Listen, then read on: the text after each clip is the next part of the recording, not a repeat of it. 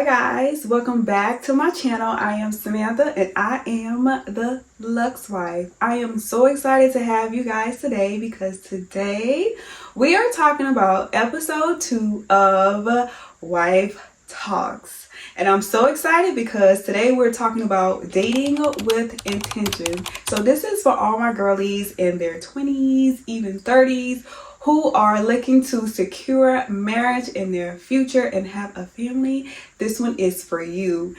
If you are new here, welcome. You want to go ahead and hit the like button as well as the subscribe, and go ahead and hit the notification bell so that way you are notified every single time I upload a new video.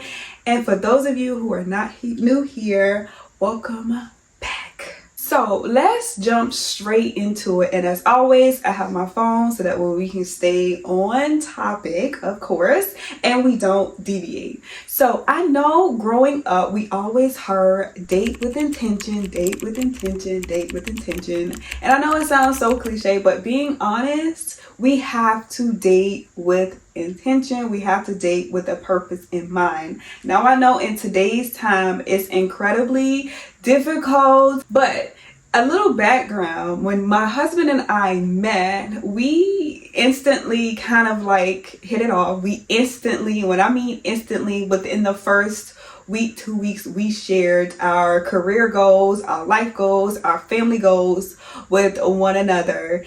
And we knew that at some point, somewhere in there, we were on the same page. We were on the same team, knowing what we wanted out of life, what we wanted out of a family, and what we wanted out of a marriage. And then instantly after that, we had a long distance relationship. And when I say long distance, I mean I was in South Carolina and he was in Texas. Yes.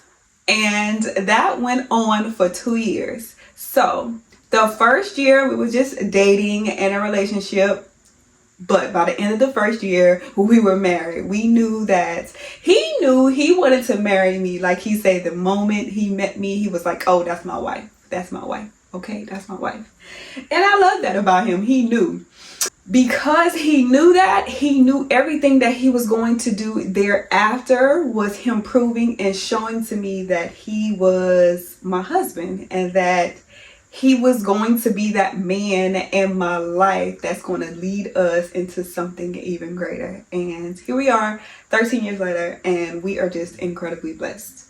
So date with intention so you can marry with purpose. Okay, first things first, we have to get off is we have to be intentional in every single thing that we do. If a guy, a woman suggests that they're not looking for anything serious, sweetie, I'm telling you now, let's go ahead and let's move on from that, because don't waste your time. I know some people are like, oh, I can change his mind, or I can change her mind, or I wasn't looking for a relationship, yada, yada, yada, yada.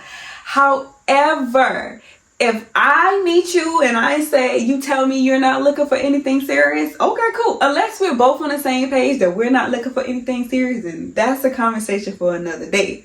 But if I know that I'm being intentional and you're not going to play with me and I'm not going to play with you, you're not going to tell me that I'm not looking for anything serious. Because one thing a man will do, or a woman will tell you, they're not looking for anything serious. And as soon as y'all stop y'all games that you guys playing and they move on to the next person, they can be engaged, they can be pregnant, married. So we're not going to play like that over here. We're going to be intentional and we're going to make intentional moves. I don't want you to set yourself up for temporary excitement because, oh, it feels good right now. Even though they said in a relationship, it feels good right now. It's temporary excitement for permanent heartbreak. And we can't have that, because when you get your feelings hurt, baby, they hurt. They hurt. It's been a long fight. It's been a long fight, and I just had to have a warrior spirit, and that's all. So we have to remember that we can't change nobody's mind. You have to want to change your mind. You have to want to be in an element, in a space, and say, okay, this is what I want to do with my life, and this is how I want to maneuver in my life. It's almost like getting married. Make sure you marry someone who wants to be married, for one, and who is ready to take on that role. Okay, not just someone who wants to be married because it looks cool, that's the thing to do, just to say they married and to tell everybody they're married, but don't want to take on the responsibilities of being committed and being faithful, of being honest in a marriage. So we got to make sure that when we do take that next step, these are the individuals that, okay, they have proven, they have shown to me. And people show you right away. We know when something feels good, and we know when something's off. At our age, at our big age, we know when something is right and something just does not feel right. And we always have to know, okay, if it doesn't feel right, let's just let it go. Let it go. My goal is for women who want to be married and men who want to be married to get married and stay married. So we got to be intentional. So secondly, number 2, we are on a big one, and this is a big one, okay? And when I mean this is a big one, this one is also applicable to me. Though when I got married, of course, we were significantly younger. This is still applicable to me because it is. Do not get into the habit of carrying baggage. Don't get into the habit. You have to let go of all fears and all anxieties going into a relationship every single time. I know it sounds scary. Allowing yourself to live in that fear and that anxiety, you're never going to see your highest level of what a relationship can flourish to be. Also, by not carrying baggage, let me give you an example. Some of you may agree with me, some of you may not, but that's why we're here. If you live with someone prior to marriage, after living with multiple people prior to marriage, every single time your experience is going to be completely different. And the idea of you getting married, each time thereafter, you're going to feel like, I have lived with someone on 3 separate occasions, and none of these individuals have showed me a reason why I should be married or living with someone. Don't allow someone to taint or paint that image in your head that when you live with someone, this is the worst of marriage, because I can guarantee you, living with them ain't even half, okay? It's not even half. And if I'm being honest, I have never in my life, and you guys show me, I have never in my life seen a marriage end because he left the toilet seat up or because they won't clean up, okay?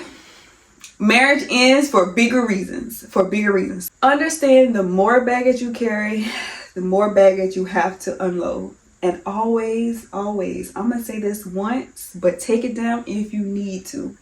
Everyone is not going to be lenient upon you unpacking that baggage. Lastly, not everyone allow you to allow their relationship to be guided on hurt and not on love. Because again, how old are we? We're too old to say, man, I went through this with this person and I'm not going through this again. Trust me, I know it's extremely hard. I know it's incredibly difficult. But you have to know that you cannot be in a position to prejudge anyone, just because one thing seems off or one thing is comparable to the last person you were with. Now, this is a big one, okay, guys? This is a big one. We got to talk about this. Next, you have to ask yourself, am I fully committed to being in a relationship? Am I fully prepared to commit myself to a relationship? Am I honest? Do I listen? Do I listen for understanding? Am I selfless? Nowadays, when women are talking about being in their softness, in their femininity, I need them to understand that it's not always, it is, but it's not always about how you dress and how you look, okay? Because I've seen some people dressed to the nines, and then the minute they speak, it's like everything else is return to sender, okay? So you have to know when to speak, how to speak, when to argue. Everything, a response is not needed for every single thing. If you speak out of line, and I'm not just talking about even in a relationship, when you speak out of line, speaking from a point of knowledge and understanding, but just to speak, it's almost like, did anybody even ask you? You know how when people say, did anybody even ask you? It's almost like that. Did anybody even ask you? Although these categories play a significant part, you dressing well, you looking nice, you still have to know how to talk. You still have to know, am I listening? Am I actively listening to this person? Am I selfless? Can I be in this relationship and retain my identity as well as take on someone else's? Can I help maneuver someone else's mind and help them elevate to the next level? Can I do that? Can I really do that?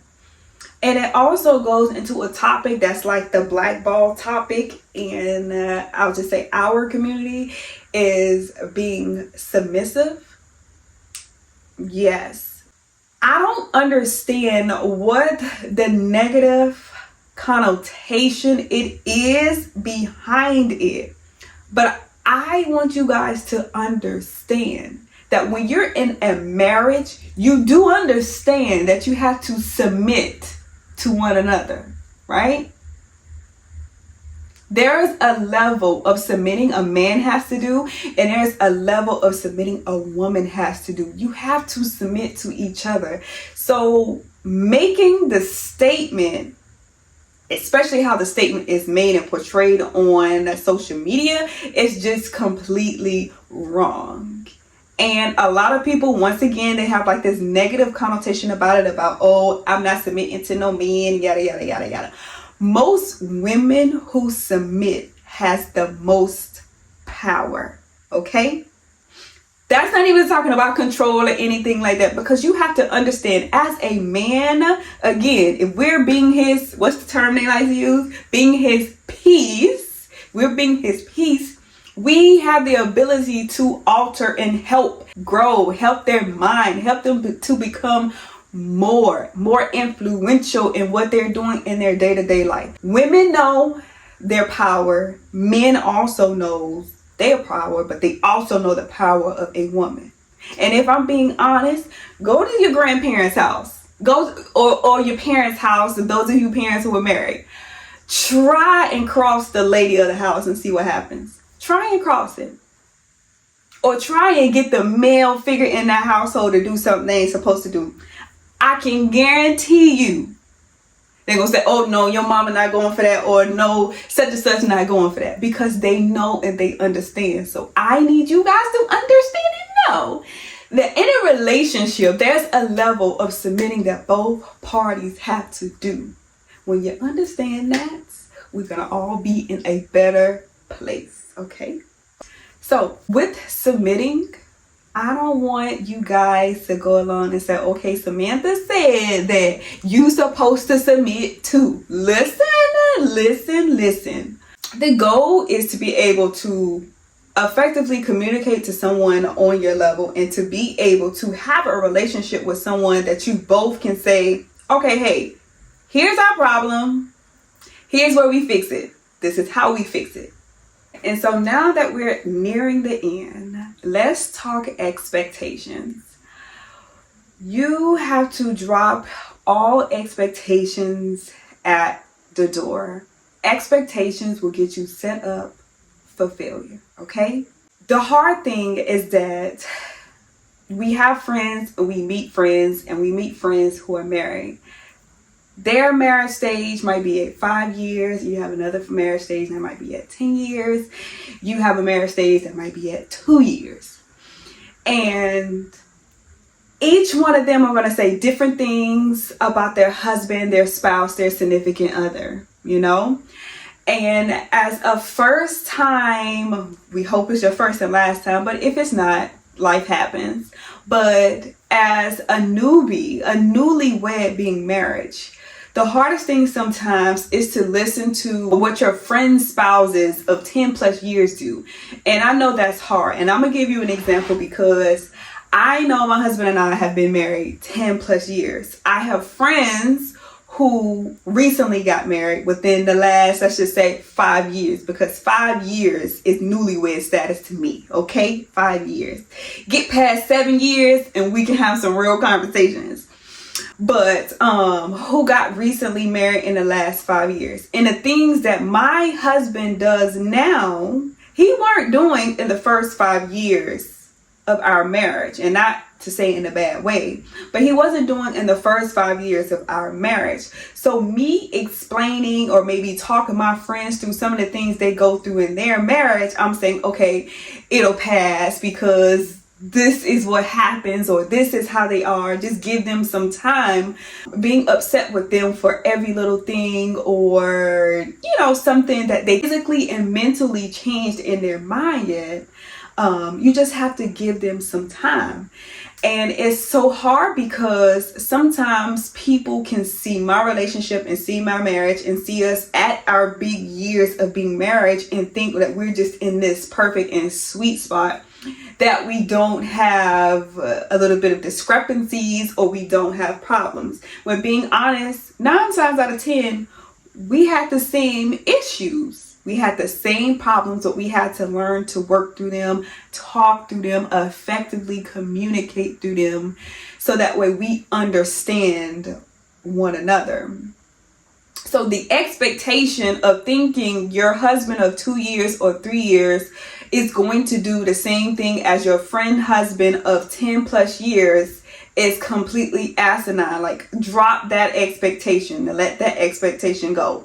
Also, the expectation of your husband to be the man that your father is or was, he gotta grow to that, okay? You please have to understand, he has to grow to the father that you know. Because if we're being honest, you only grew up with your father. You weren't married to your father like your mom was or your grandparents were. You weren't in those prominent years where they may have had problems, how they work through things. So you can expect your husband to be the man that you know in your father. Drop that expectation. Men have to grow and mature to a certain point. They say, women mature faster, etc. However, men do have to get to that point, okay? Allow them grace so they can get to that point. Expecting them to have the knowledge off hand, off gate, off the back, it's just not going to happen, because they're learning as well. They're learning being a husband, they're learning being a dad, and the same thing with you learning being a wife and learning being a mom. We don't do everything correctly. So expecting them to do everything correctly is asinine. So drop that expectation that men has to be this perfect human being, okay? They are the right human being for the job that they are in, because God allowed them to be in that position and you allowed them to be in that space. You accepted them in on that position as a husband. So trust them, allow them to guide, because that's essentially what they're here for. Stop expecting a man to be something you never saw. And that's specifically for my single ladies who grew up with an absentee father. Stop expecting them to be something you never saw. Stop expecting them to be something you see in movies. Please let that go. I mentioned in a previous video in my prominent years that I did not have my father. So I don't or didn't know what to expect from a man. I was putting my husband on a pedestal that I should not have put him on, and expecting him to be this top tier, no mistake person. And that's impossible to be. It's just impossible to be. So the expectations, let them go. Drop them at the door along with your ego. Let them go. Drop them at the door. You don't have to be superhuman as a wife, and he doesn't have to be superhuman as a man. He just has to be your husband, and you just have to be his spouse. As long as you guys learn to bind together into one, and always know that you're playing for the same team, that you're always on the same team, we can grow together and learn together. So that is all I have for you guys today. I hope it was super duper informative. I hope it was super duper helpful. Let me know in the comments if you want me to keep going. I'm going to keep going anyway, okay? But let me know in the comments if you want me to keep going and keep sharing some things with you guys, because once again, I'm sharing all positivity over here, and that's just that. You know, we're not negative Nancy's over here. We're learning from our experiences. We're learning from our mistakes. I have 3 non-negotiables in my marriage. We're going to talk about them in another episode of Wife Talks. So I want you guys to talk about, or jot them down, or write them down somewhere. What are your 3 non-negotiables when it comes to a relationship? I need to know. I'm going to share with you guys mine, and I also would like to know you guys. But thank you guys for watching today. I enjoyed it. I enjoy you guys as always. And if you haven't already, I'd like you to go ahead and subscribe to the channel. And thank you guys so much. I will talk to you guys later.